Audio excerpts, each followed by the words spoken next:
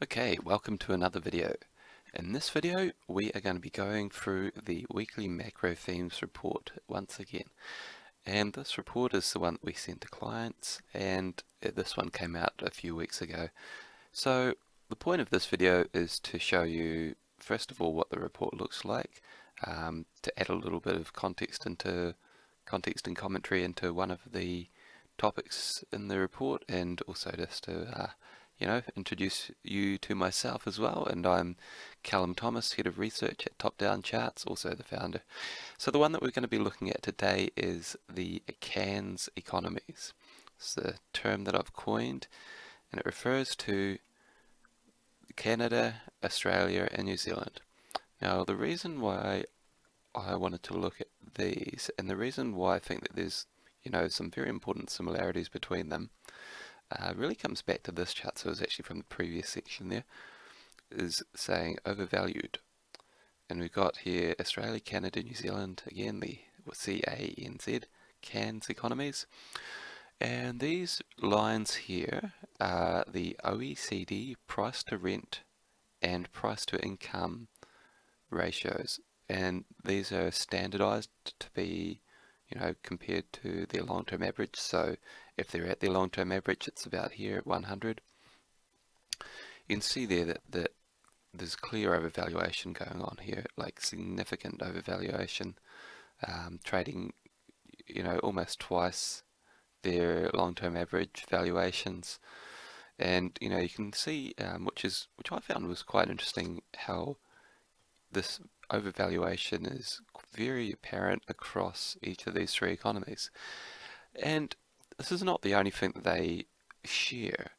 Now, one thing I wanted to show you that they share in common, which is very important, is this: household debt to disposable income, or basically household leverage. How much debt have they taken on versus their ability to sort of handle it?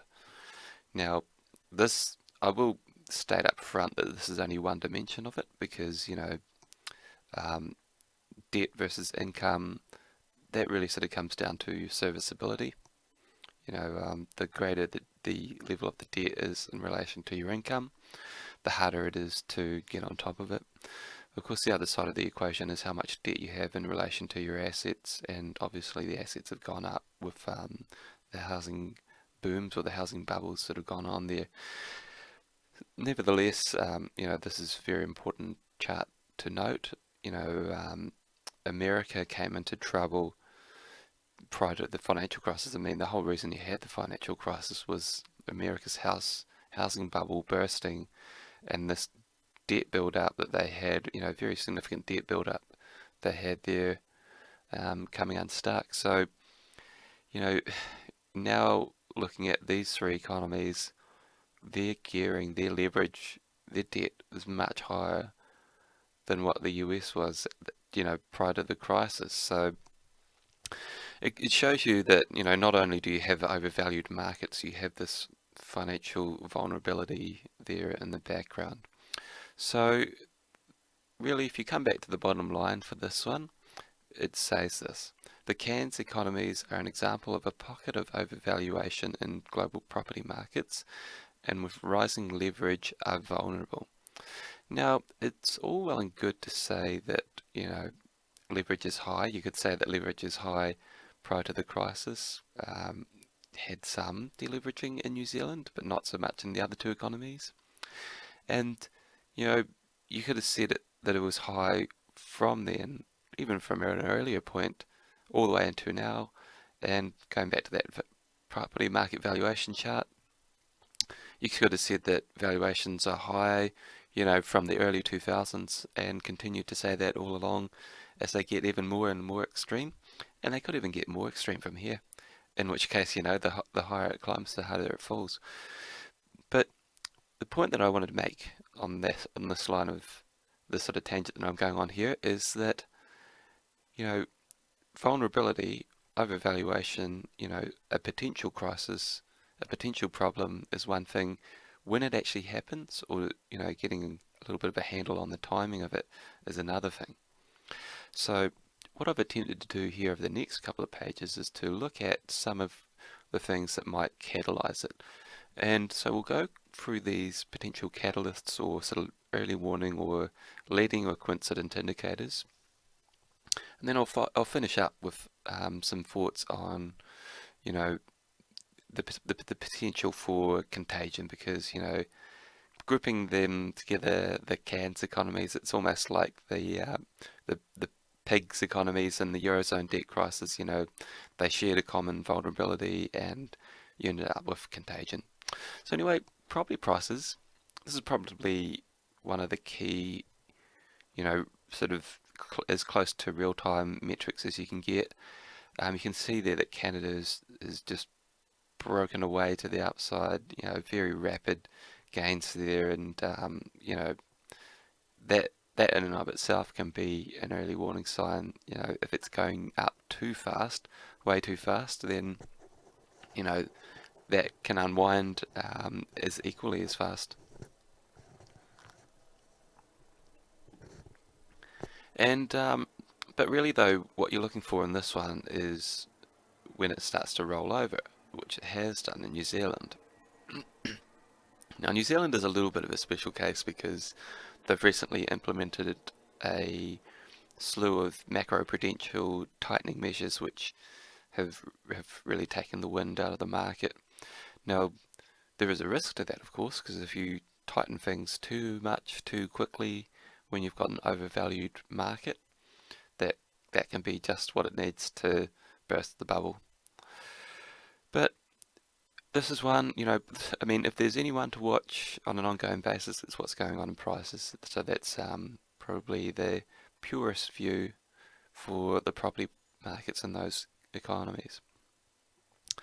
The next best thing you can do is to look at some of the sort of the things that might lead to it. So and you've got two very different drivers here, really. So on the one hand, you've got unemployment rates. If unemployment rises rapidly, then that messes with households' ability to service their debt.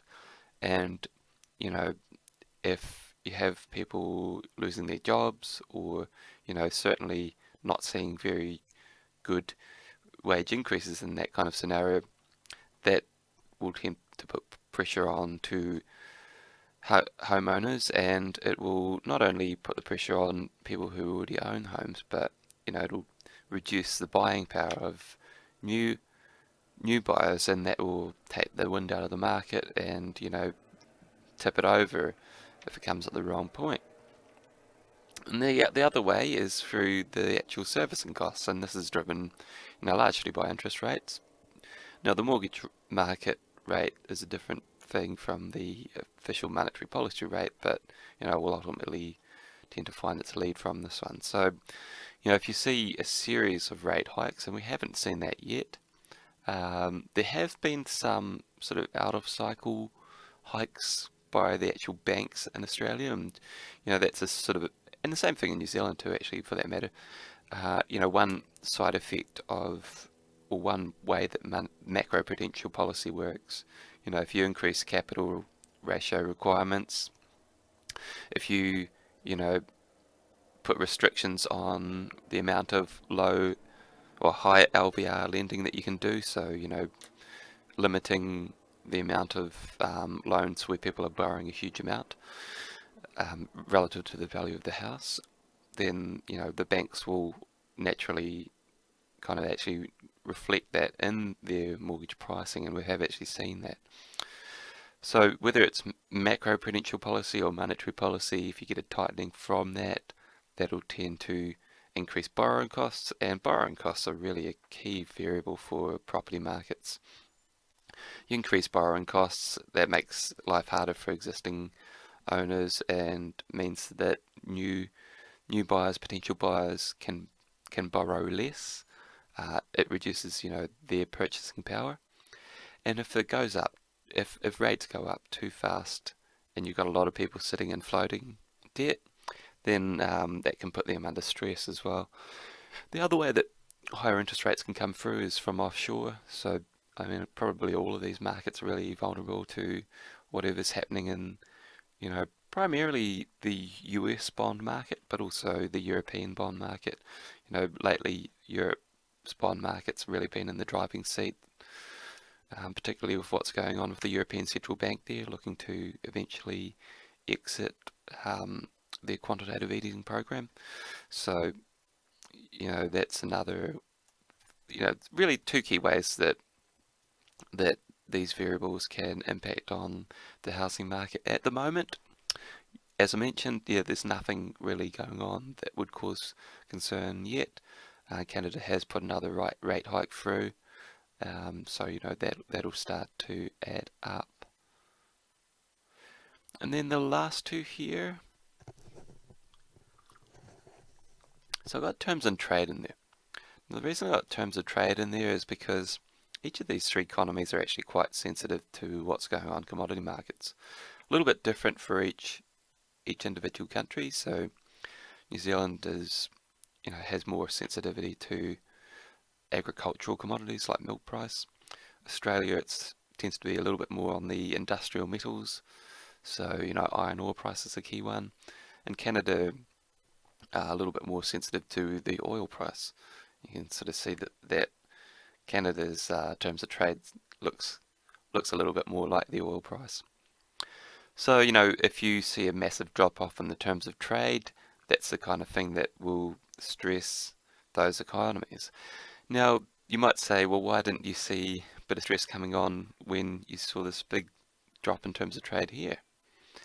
Well, there's an interesting point there, because part of the impact of that drop in the terms of trade for these economies has been a key driver of why you've seen monetary policy rates come down. So, as commodity prices have dropped, these economies have had to drop their interest rates to offset that. Now, the logical and immediate impact, almost immediate impact of dropping your interest rates is that you send your house prices up, and you make, you go from an overvalued market to an even more overvalued market. So this last phase of extra overvaluation for these markets has come really as a result of the drop in commodity prices. So, unintended consequences, there you go. And then finally, looking at some financial market metrics here. Often with these kind of metrics, they tend to move after the fact or at the same time of the fact. Sometimes you might see a bit of consistent underperformance, like the banks might start underperforming the rest of the market. There's bank relative underperformance in the green and the red there.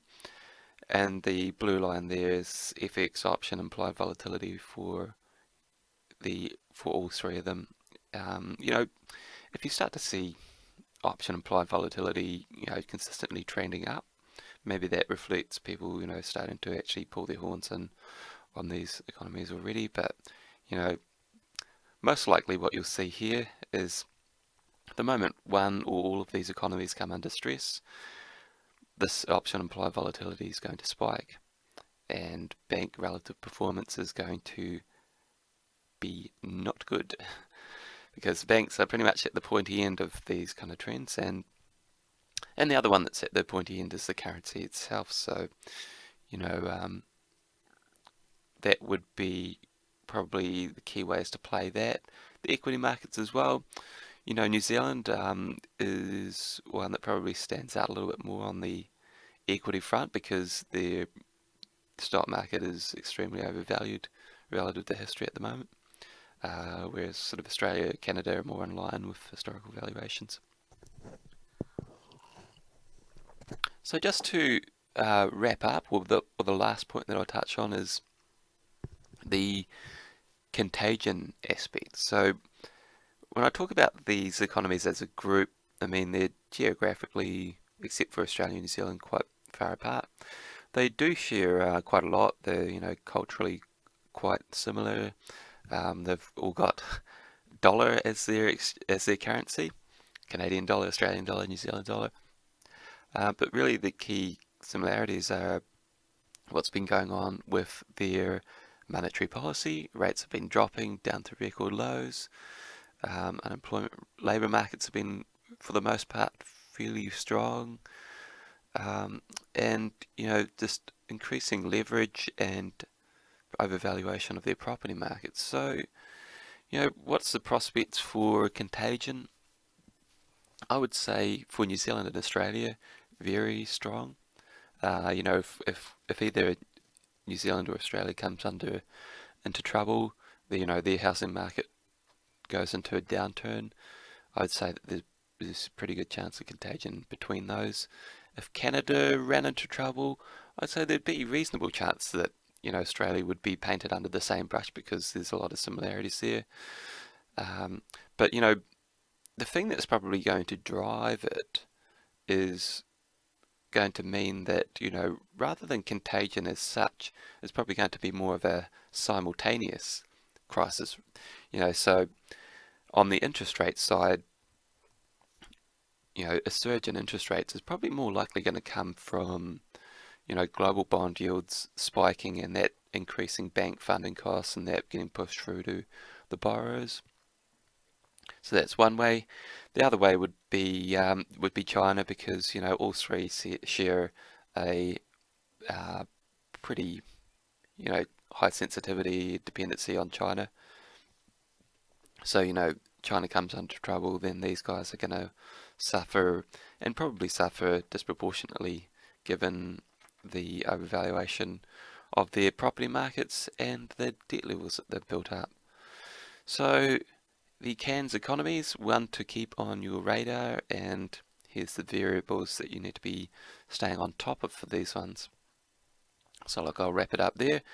And if you wanted to get a copy of this report, or certainly if you wanted to become a client, just get in touch. I'll be putting a link into the description of the YouTube video. And if you like this video, then go ahead and like it on the YouTube page, and of course be sure to subscribe to the channel.